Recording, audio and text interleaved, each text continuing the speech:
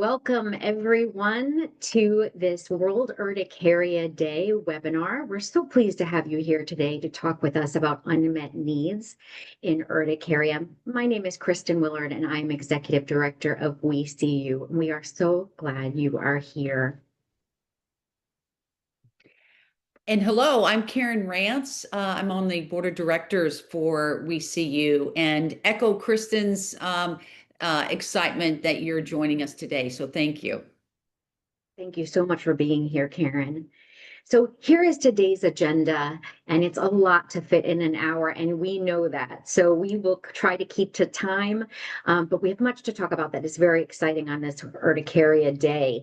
I'm going to give you just a very brief refresher about what We See You is, who we are, and what we do.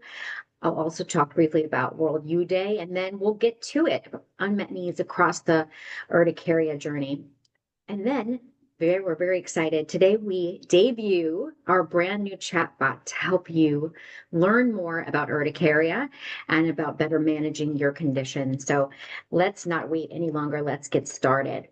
So I will not read you this long slide, but I just want to remind you that We See You is a nonprofit. It's a US-based nonprofit that's dedicated to improving the lives of people living with chronic urticaria.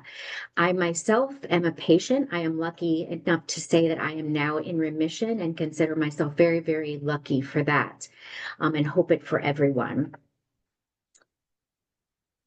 Our mission is to raise awareness, to provide education. We advocate for better care and for treatment, and we also participate in and encourage participation in research.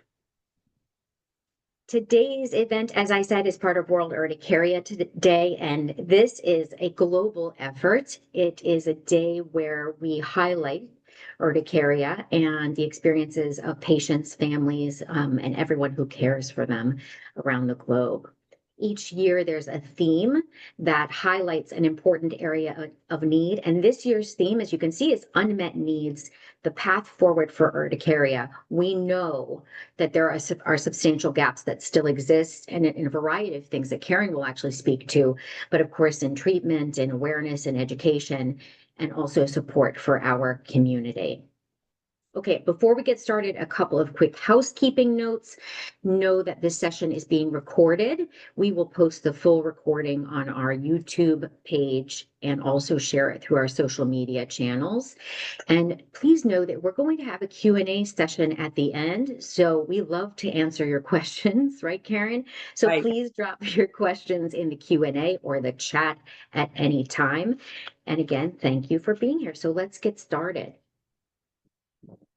I'm going to turn it over to you, Karen, as we begin our discussion of the meat of this, these unmet needs in chronic urticaria. Indeed. So thank you, Kristen. And so, a place to start in keeping with World Urticaria Day is really the unmet needs, specifically understanding, what your needs are, how you would answer that question. How can we advocate for difference? How can we empower one another? And then certainly we'll discuss treatments. Next slide. Okay. So, am I living alone with urticaria?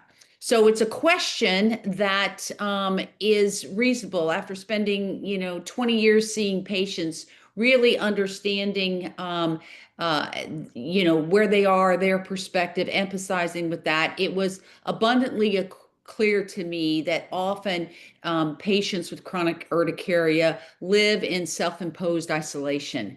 So when we look at the USA and global prevalence of urticaria, we see it's about 1% of the population, which is significant.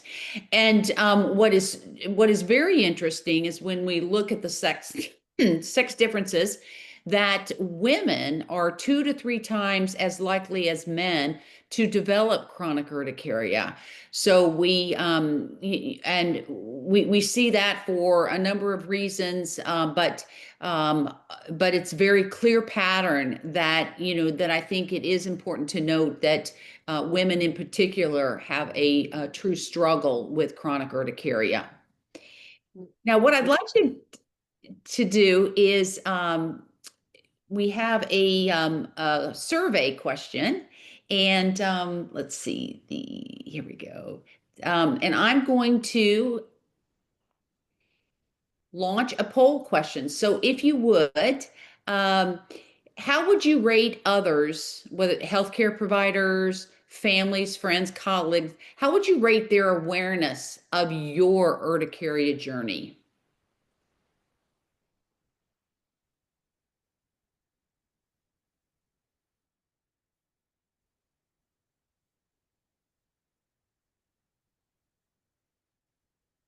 I love these. It's such a nice way to see what everybody is experiencing. So thank you for responding. Indeed. So when we look at the results, we all agree that we can't say anyone is very aware of it. A third of you said somewhat aware. 50% said slightly aware, they've heard of it. But then we did have 17% saying they weren't aware of it at all. And I think this is the real reason why we're here, certainly, to advocate through We See You, which, as Kristen pointed out, is really the first nonprofit of its kind in the United States, solely committed and dedicated to chronic urticaria. Next Next slide. slide. Okay. So what we want to do is to build community by us becoming aware that we're not alone, that yes, there's 1% of the population. If most of the people I know, are women that have it, that's in keeping. But most importantly, how can we empower and educate one another? Next slide. Now, this uh, when we look at, what do others in your shoes, right? Those who are in amidst the journey, involved in the journey, living the journey of chronic urticaria, what do they say they need most? So what you see on this slide is an interesting study. This was a survey that was done. It's published, and then I've got the citation below. It was published 5 years ago, but it looked at 107 patients with chronic urticaria. And what we saw is 80% or more of that patient population in this survey that replied to this survey really had 8 findings that they stated were the most revealing, the most significant, the most critical things that they felt that they needed. And those included to have no more visible skin changes, that they would be free of itching, that they would be healed of all skin defects, that they would find a clear diagnosis and therapy, that they would be less helpless against the disease, that they would have confidence in their therapy, they would have no fear that the disease will become worse, and they would be less dependent on the doctor and the clinic for their care. So, what I'd like to do is ask another poll question, and specifically looking at what the audience today thinks about how they would define the what is the most challenging part of living with chronic urticaria. So, what do you see as the unmet need, lining up in your life? And as you're getting those results, Karen, I took a look at some of the other research that has been out there, including Urticaria Voices and other works, and it's very consistent with what you showed here. The effect, looking for effective treatments, better disease education and understanding, access to care, emotional and mental health burdens being acknowledged. So it's amazing how these same things surface, right, for all of us. So let's see what everybody said. 33% said that the most challenging part of living with CU is the unpredictable flares. And certainly we can all relate to that. 67% said just the itching and swelling discomfort. 33% also said the emotional impact. And then another third, or 33%, said social work limitations. So when we look at these, I think you can see the very nature of the disease, why it lends to just the challenges that it has. So Kristen, I know as a patient, so how do these line up with what your experience is?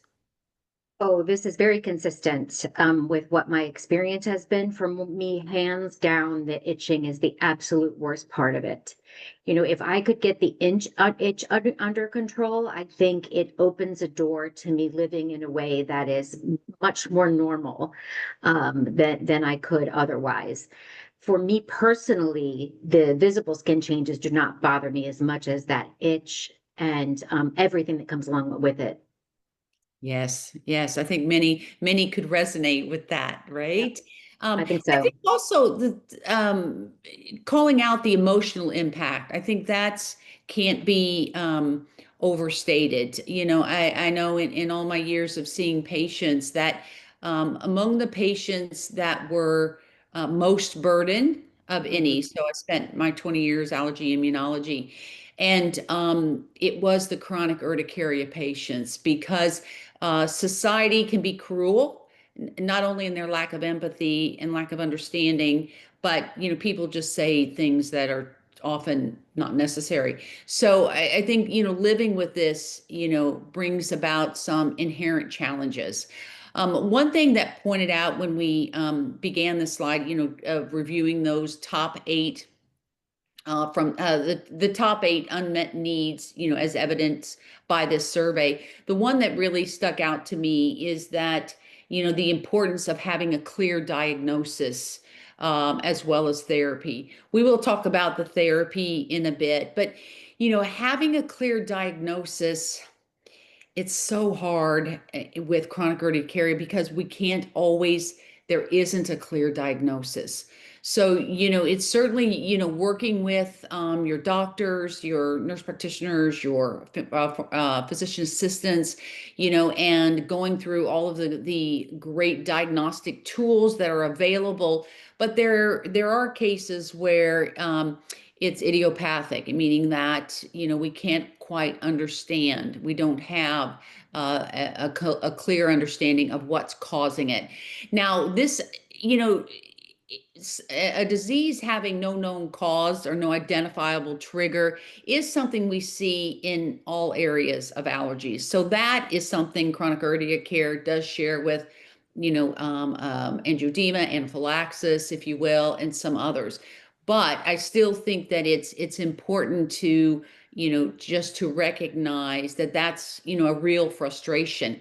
So part of what we want to do, not only today, but, as we develop a relationship with you and we build a bigger community, is to really empower and to educate you so that to the extent that science can tell us answers, that you are working with a physician, a healthcare provider to really attain those answers, and then applying them, to how does that affect your life specifically. Thank you so much, Karen. And I just want to go back to something you said when you were saying there is no clear diagnosis. I think the takeaway from that is that you can get a clear diagnosis without having any idea what causes it. I have, again, I'm in remission, but for my chronic urticaria, it was clearly CSU. We still do not know what caused it. I know oftentimes you will see people talking on Facebook and elsewhere about the fact that they're looking for triggers, as in looking for causes. And many, many, many times you are not going to find that. That's correct, right? Yes, yes, it is. So thank you for that distinction. And you're exactly right. That the diagnose in and of itself, which we can have peace with, is that there is no identifiable trigger. Yeah, that's helpful. And that's the case for many people. You are not alone in that. That's right. So we'll move forward to talk a little bit about what is happening in advocacy, and then we're going to come back and talk about treatment, both what is happening now and what is on the horizon.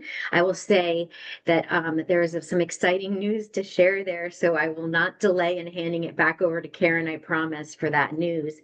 But I do want to tell you about what's happening in advocacy, and this slide is part of that.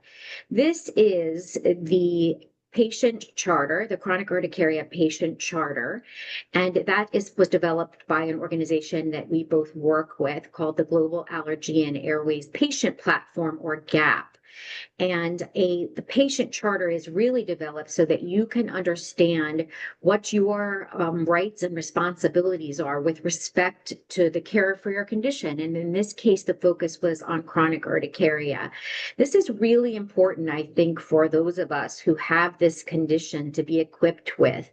Even if it's not something that you print out and have in your hands, being familiar with the different principles that are included here, and you can walk through them. I won't read them to you, but just being aware of these, I think, can can give you a sense of empowerment in your relationship with your healthcare professionals.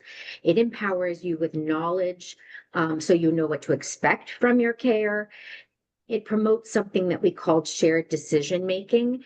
And there was a time, and this is the case in some relationships, I'll say, with healthcare professionals, where we deferred to our doctor for all things. Karen, I know that you lived in that era. It's still happening in some places. I lived through that era. And that is not the best practice. That is not the standard of care any longer. What it is shared decision making, where you and your health care professional essentially walk through this journey together and decide what is right for you at the right time. You do that together with both of your inputs. And this is something that you can bring to support that, to say that this is something you want in your care. I think this also sets the standard for communication and respectful treatment. Another thing it does, which is extremely important given the inequities in care that people in the United States are experiencing, is that it encourages equity in treatment, that we are all treated fairly and according to these tenets. And the last thing I'll mention is that I think it encourages advocacy. So it gives you a reference point so that you know that this is the norm. This should be the norm for you, and that you can self-advocate if you are not receiving care in a way that's consistent with these different principles. So this is available on the GAP website on the chronic urticaria page if you're interested. So at gap.org, you might want to take a look at that, as well as their shared decision-making tool. Another thing Yes. I would like, oh, sorry, Karen, please jump in if you want. Yeah. No, I was just going to say that I think this patient charter should be very empowering, and I hope that you will take the time to go to the website gap.org and look at it, and just to remind yourself what is reasonable, what is expected. I mean, we often don't talk about the specific conversation we may or may not have had with a healthcare provider for obvious reasons. It's very intimate and it's meant to be private. However, we do need to have, some awareness of what's the realm, what is possible in that short window of time that we may have.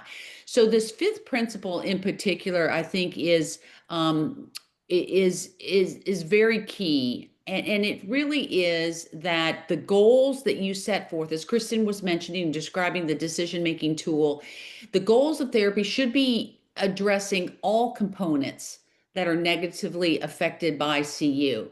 It is 100% reasonable that if you are struggling emotionally, or perhaps having some other, related mental health issues ongoing related to the CU, that that a therapist, you engage with a therapist and talk those things out and really work towards a solution, because it very much, we do know that mental health and chronic illness are closely linked together, and that as we remain healthy in our outlook and our thought processes and our relationships, it does aid our overall immune system and our ability to navigate chronic illnesses.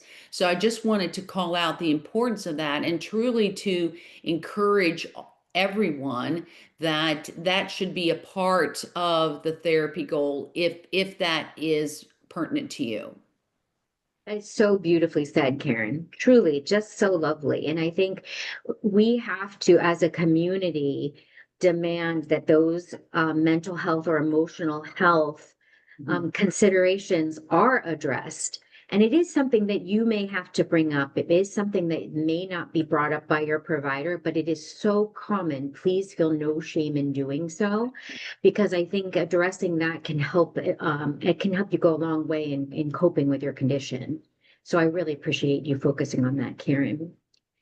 And just before we move on to treatments, I wanted to let you know about something else happening, excuse me, in advocacy. There is a global resolution on skin diseases that was adopted in May 2025 by the World Health Assembly that for the first time in the WHO, that's the World Health Organization, the first time in their history designates skin conditions like ours as a global public health priority, which is absolutely fantastic. What that enables us to do in our different countries when it comes to advocating for better care and options and access to treatment and a multitude of things is to be armed with this resolution when we speak to our governments and their representatives. And so I wanted you to know that even if you may not be working in advocacy every day, I wanted you to know that there are people who are fighting for you and your skin condition to be recognized and be addressed on a policy level, which means a lot. Right, exactly. So, Kristen, thank you for that. And it is an exciting time. We do have a question that has come in. And so so I can ask you, uh, Sure.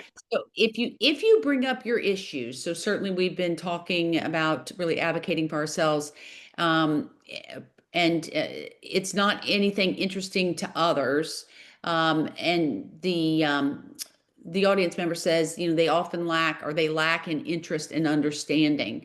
So, Kristen, how would you, knowing that you have had to navigate, and now you're on, the other side, or certainly in season of remission. So, what happens when you go to a visit and you meet a healthcare professional, provider, a doctor, and they're not interested? So, what would be your advice? How have you handled that? What have you learned from that experience? So two things. I think this person could be talking about talking with their provider or talking with their friends and family. So I'll address both. In talking with my provider, one of the things that I found really helped to emphasize the impact on my life was to bring photos. I'm not sure if everyone has done that. There's a photo that you saw just before of two legs that were covered in hives, and those are mine. I have a library of those that I would take with me to appointments because I noticed too that sometimes my hives would disappear whenever I got into my doctor's office, which I'm sure Karen has heard before and has had that happen to her patients. I think too, talking about exactly how it impacts your life. It could be missed days of work. It could be that you aren't able to bathe in a certain way anymore because of the effect that certain soaps or the heat or whatever it is has on the skin. Any number of things. But having the data in a way can help to convince your healthcare provider. And so that's how I at least address that part. I agree with the person who wrote about how family and friends don't understand. I think it is very hard when you haven't gone through it for people to understand. I will often hear people will say it's like having many mosquito bites. And I think, well, you probably don't have CU if you think it feels like many mosquito bites, because to me, it felt nothing like that. It was much more miserable. I think one of the things that may help is having conversations one-on-one to say, it's important to me that you listen and understand more about what I'm going through and how this impacts what it is that I do every day and impacts our relationship. In my case, if I wasn't able to do certain things, I could hardly leave the house when I would have certain flares. And it doesn't always work. So I'm not saying it's a cure, but I think having open conversations with people about what it is that you're experiencing and how it impacts you, and then how it impacts your relationship can sometimes go a long way. Thank you. That's excellently said. Thanks, Karen. So we're going to move to treatments. Do you want to do your poll? I do indeed. I do indeed. So let's do another poll question.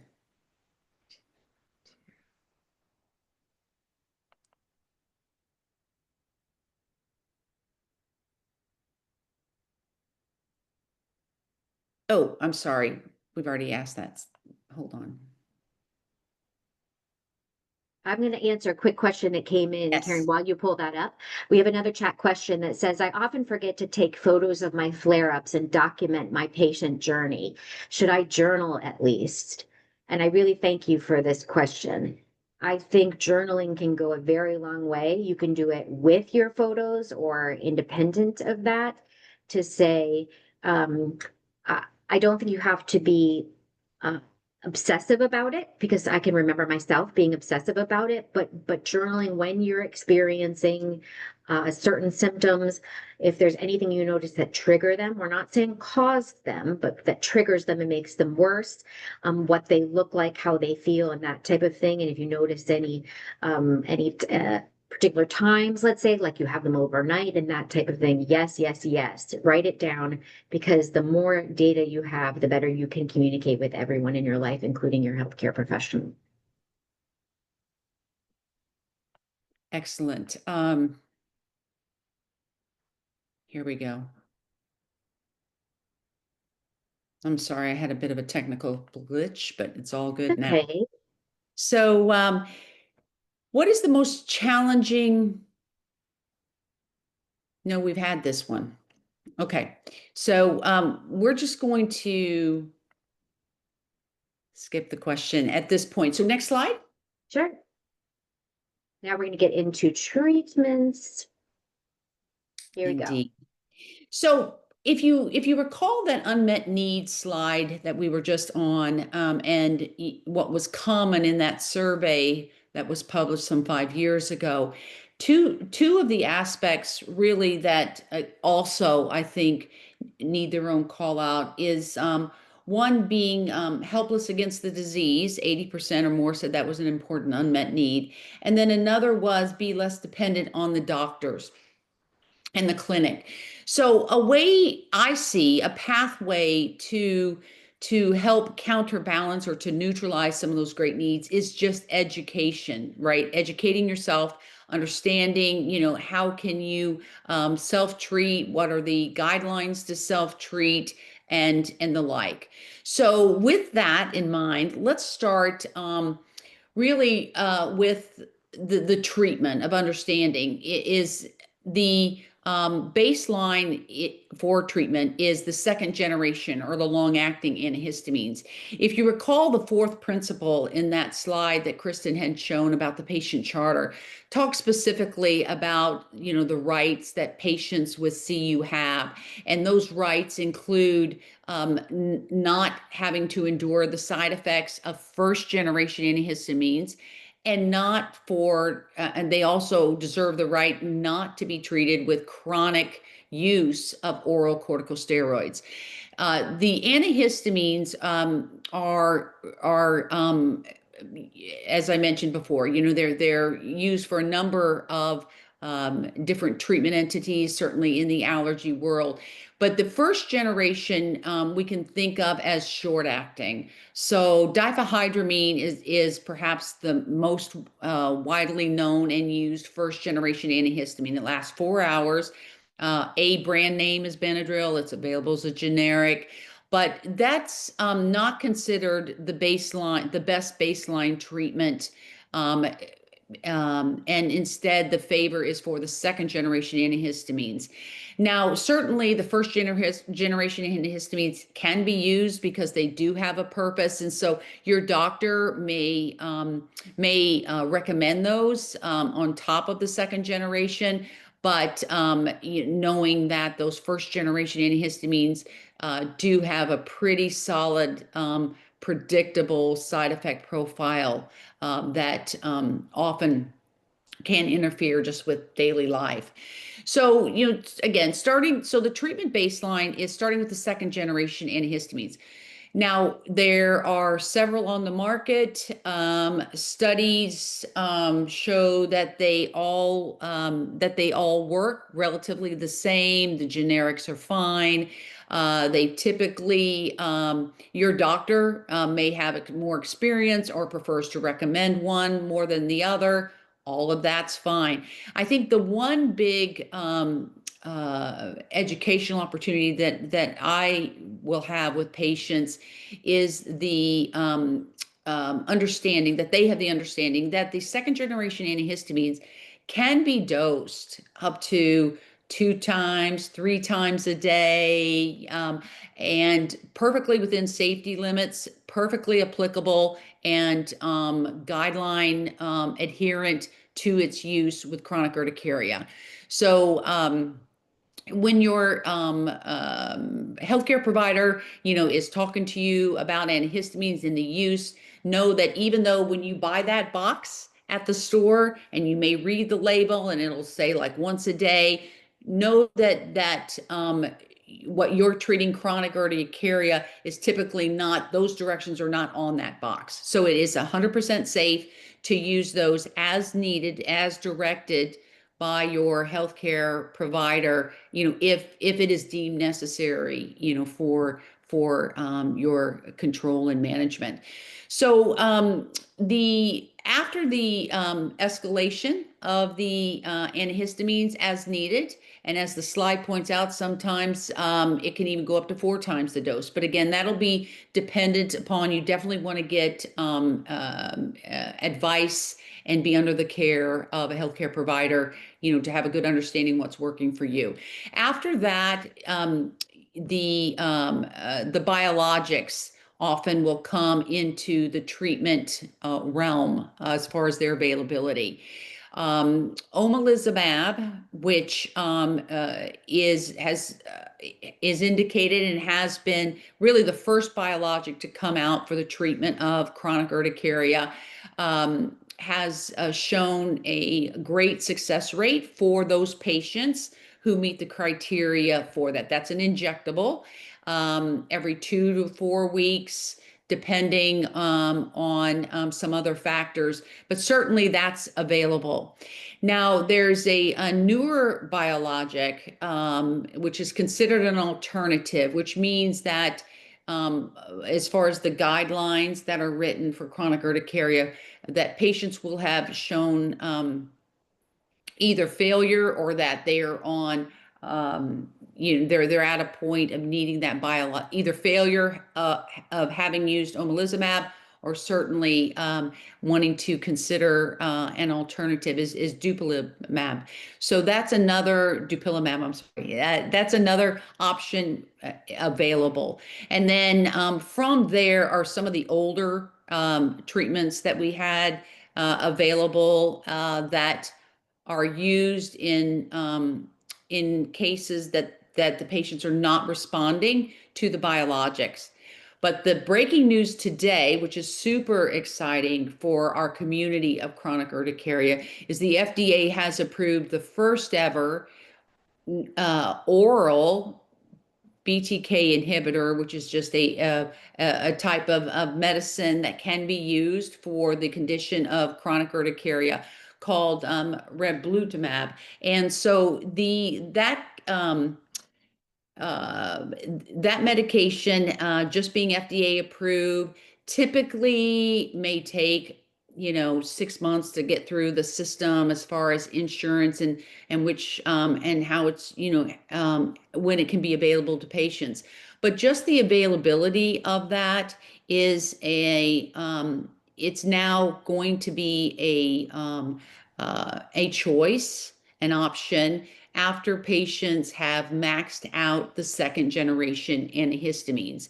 So we'll see as guidelines are updated that remibrutinib will be included in that, I'm sure. But it's, again, there's a lot of research ongoing, and after seeing patients as long as I've had, and then for what seemed to be forever, there was nothing new coming to the market. There's a tremendous amount of research and development ongoing. I also want to point out the importance of understanding if you are prescribed an oral corticosteroid such as prednisone. And certainly for acute flare-ups where it just needs to get under control, we just need to put a wet blanket, if you will, on all your mast cells. The use of an oral corticosteroid is often the case. Used in short bursts, that is the ideal way to use that. So if you're prescribed prednisone, that it's in a short burst. What we want to avoid, and again, I'll go back to that fourth principle on that patient charter, is the chronic use of the oral corticosteroid. The side effects when it's chronically used often outweigh the benefit. Especially since we now have these other options and these biologics available. So there's the GAP website that Kristen had referred to earlier. There's an entire section about what's called steroid stewardship. So there's been a campaign in the US and around the world for a decade or more about, really bringing awareness that patients understand what's happening inside their bodies if they are taking an oral corticosteroid for chronic use.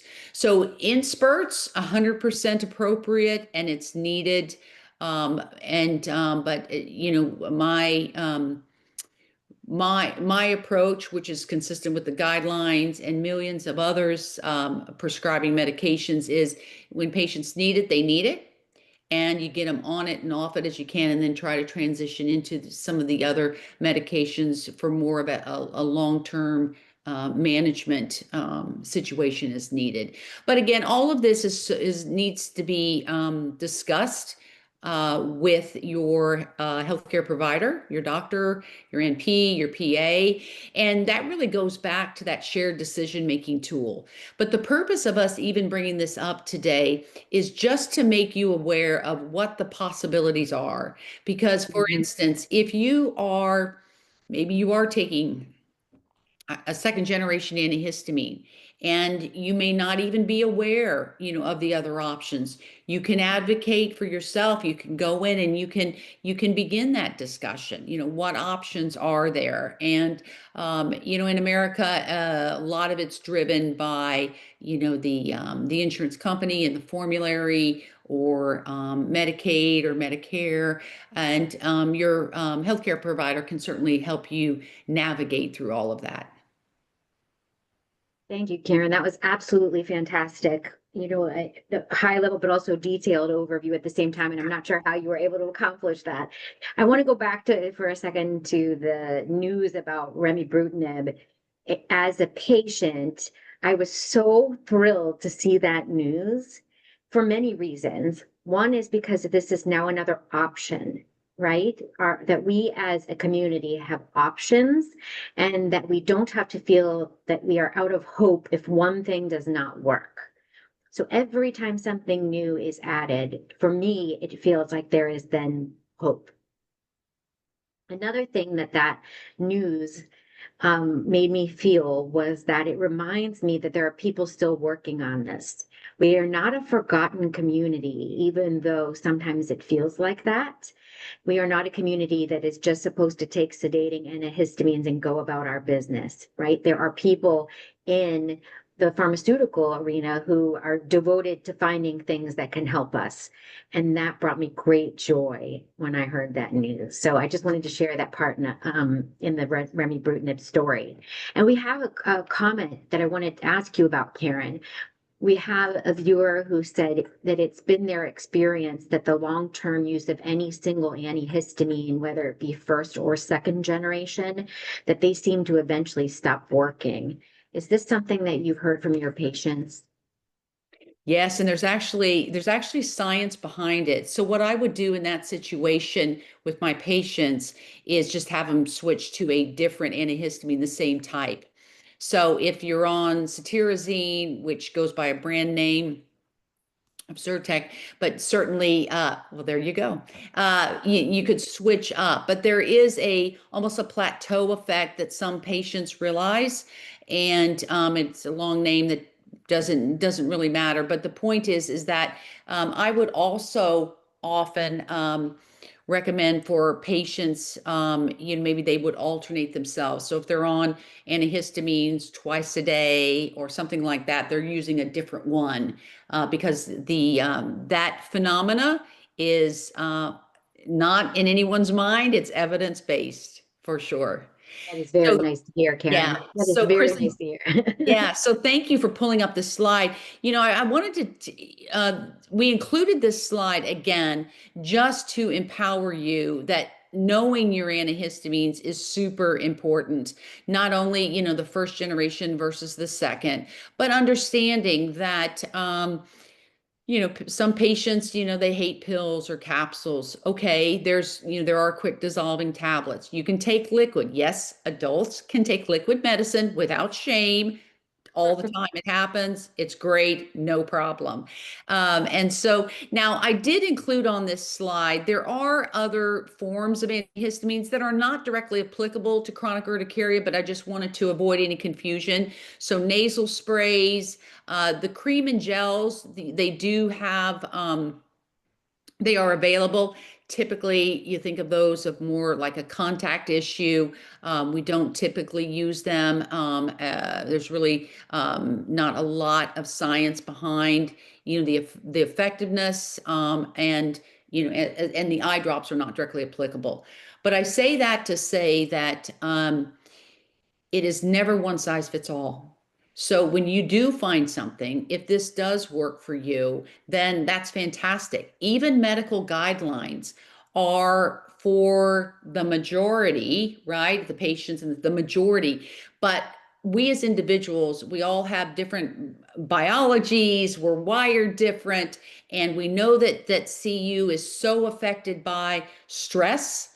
As I would always tell my patients, you have one immune system, right? And if your immune system and you're having a chronic urticaria flare, and let's just say it's a super bad day in the neighborhood, at your house, water main breaks, at the office, etc. That is going to, that stress also weighs on the immune system. So your immune system that is already trying to fight, just this trigger and the whole episode of chronic urticaria, that it is also having to deal with some of these stressors.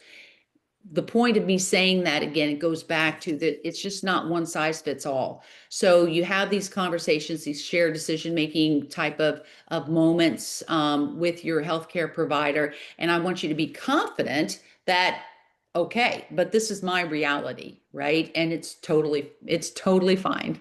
Sure. I love that, Karen. Thank you so much. So we're going to take a little bit of a turn, but this is relevant to all of the things that we've talked about today, to debut our new chatbot. And this little guy that you see here is going to be the icon that represents our chatbot, and his name is Scratch.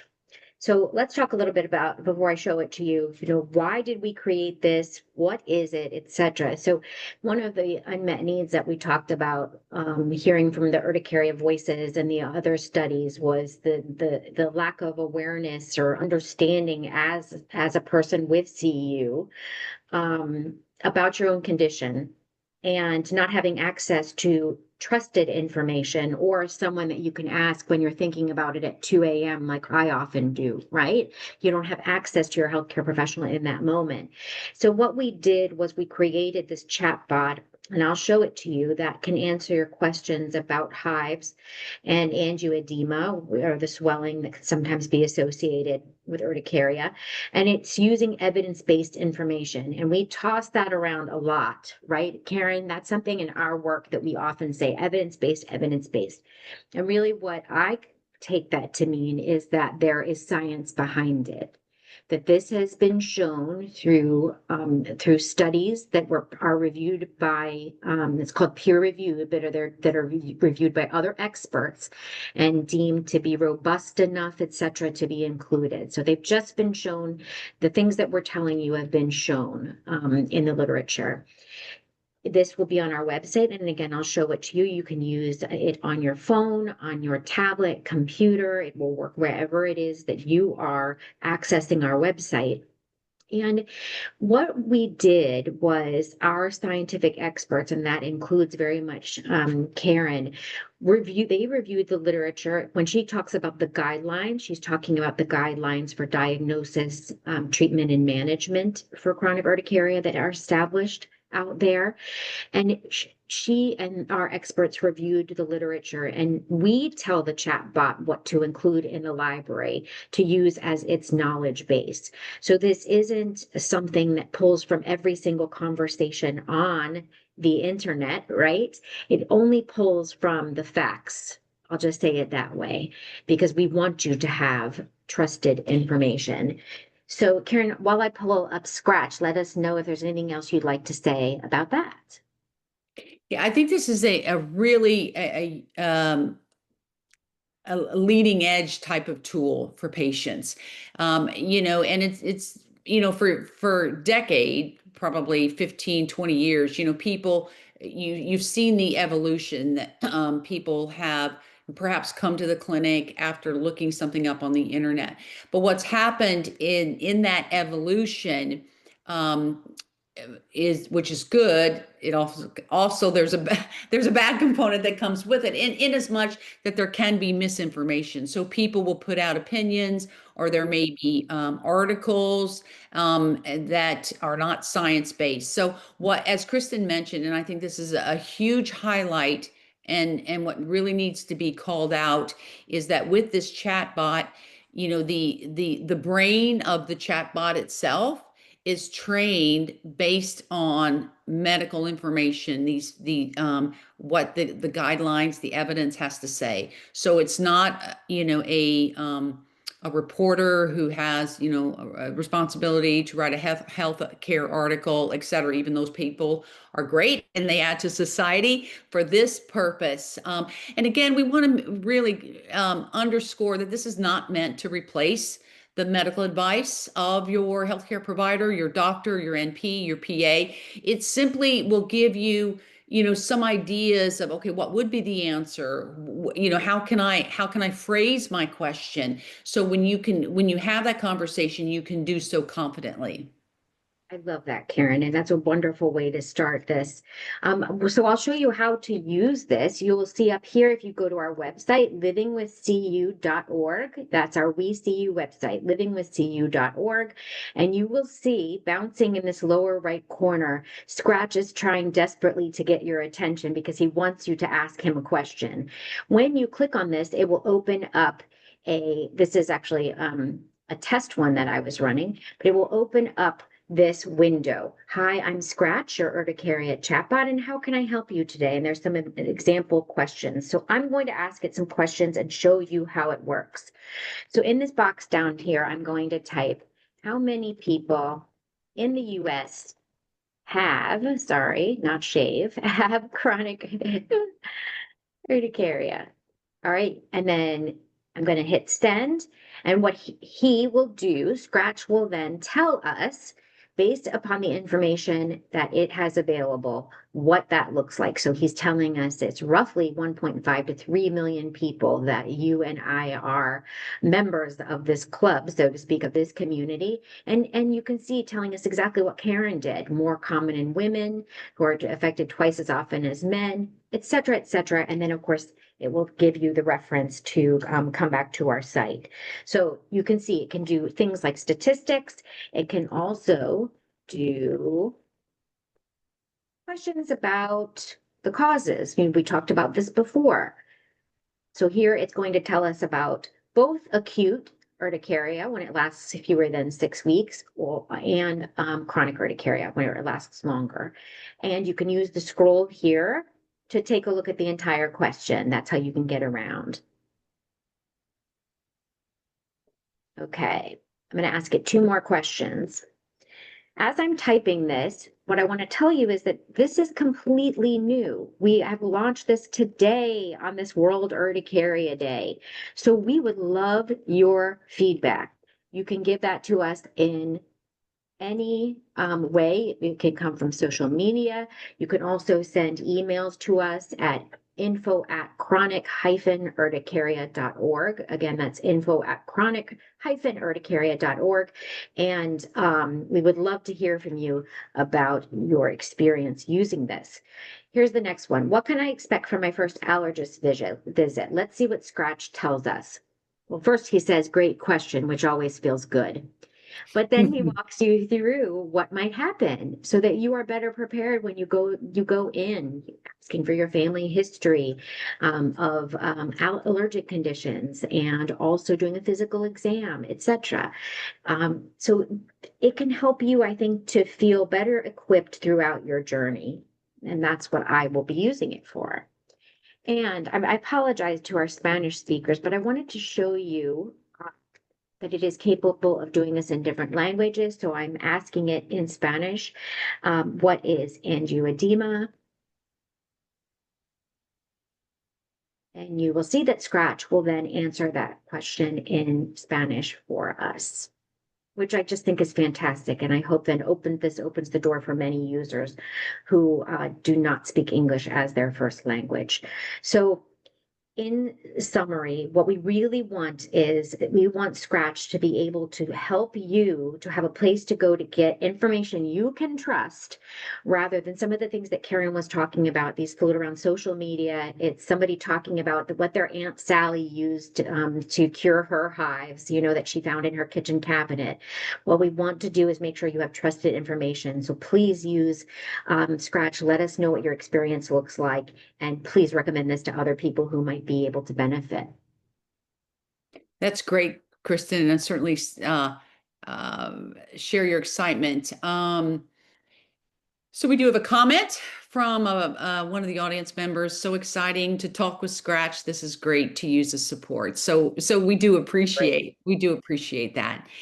One item that I want to make sure that when we go back to the discussion about advocacy is that at WeSeeU we are working diligently to raise awareness among healthcare providers, among physicians, NPs, and PAs in the U.S.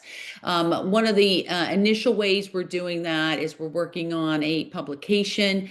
And we, feel that will be an effective way to specifically primary care providers, really just raising awareness, reminding them of who we are, as a community, the patient needs, et cetera. My heart goes out to primary care because I spent my career in the specialist office, so we could very much focus. We could have those honed in discussions, but primary care providers are still going to see. They're going to be the initial doorway. They're going to see 70 to 90% of urticaria initially. And so they have so much on them as far as disease entities and the scope of medicine that I understand from their perspectives that, how can they keep up with everything? So what we are doing here at WeSeeU is we believe an initial way to do that is certainly through a publication that will just remind them, review the literature and the likes.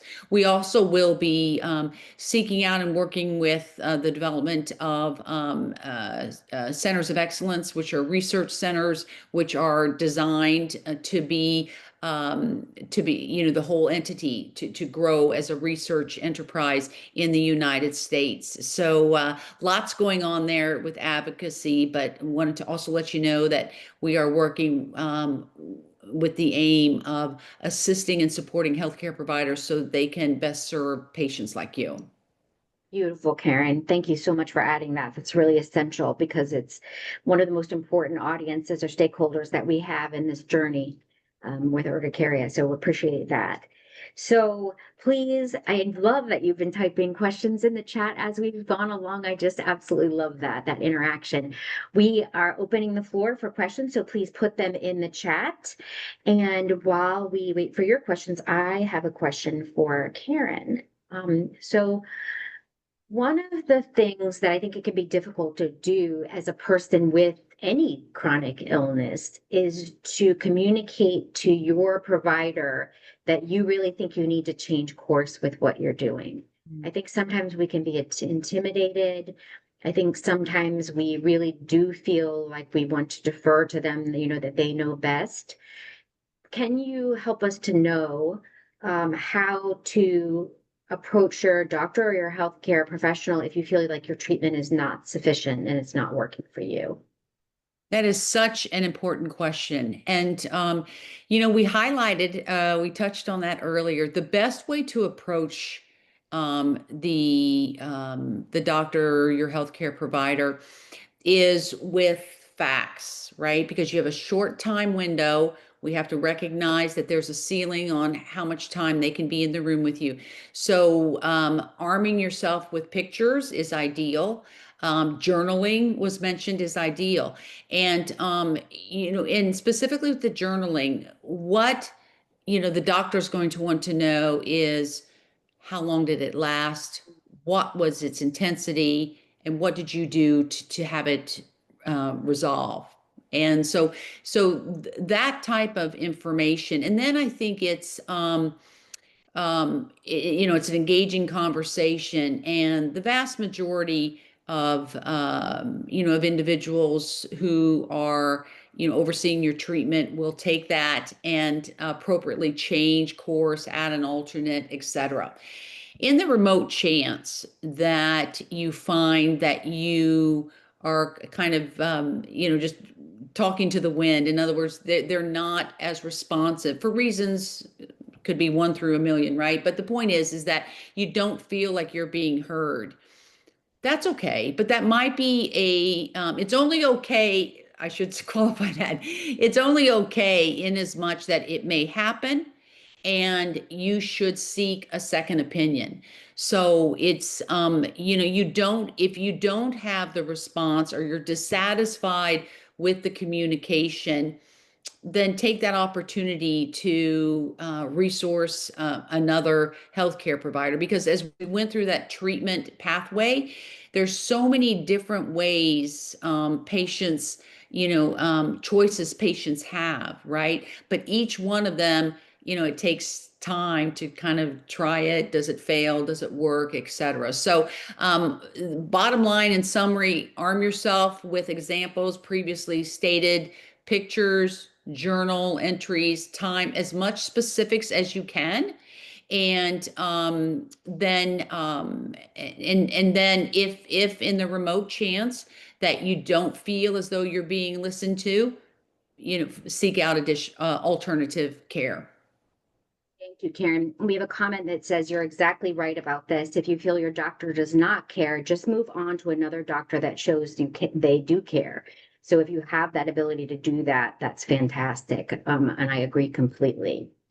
We have about 1 minute left, so that will be it for questions. Who knew we would go through so many things? It would take so long, but if you have any questions, please feel free to reach out to us, and I'll show you information on the next screen about how to do that. I want to thank Novartis very much for their support for making the chronic urticaria chatbot and Scratch possible for us to offer you. We're just thrilled about being able to debut it today. Oh, excuse me. And let me get back on this as my last slide. Please, please, please, please engage with us. You can find us on the web, and you can find Scratch at livingwithcu.org. Right there is our email address, info@chronicurticaria.org. If you would like to sign up for our newsletter, there is our QR code, and we are on all of the social platforms. Please reach out to us. Let us know your story if you'd like to, your experiences with our materials, including Scratch. And we just love to hear from you in general as we expand this community in the United States. So thank you so much. Thank you, Karen, for being here. Thank you for everyone who joined us. And we want to wish you a happy World Urticaria Day. Thank you.